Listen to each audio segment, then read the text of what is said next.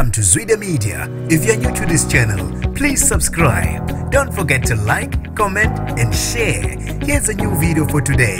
Enjoy.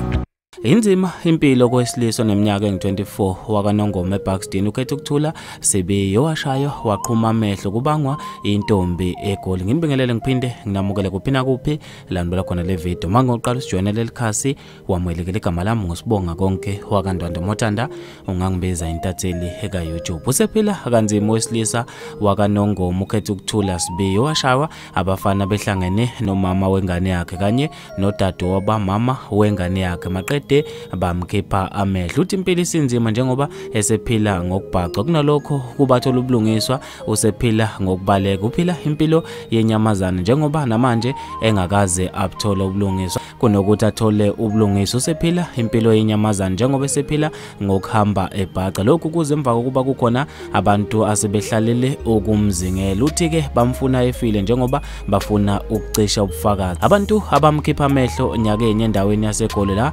okwakubangwa khona intombi baboshwa baphinde badedelwa ngebhayili. Uthi kumanje bamfuna uthuli phansi iphezulu bafuna ukumbulala ukuze becime ubufakazi. Bafethu lezi indaba ezibuhlungu ngendlela emangalisayo. Ngizofisa mina ukwazi ukuphala kwakho khona lapha kwi comment section ngalolu daba ukuthi ngabe ucabangani.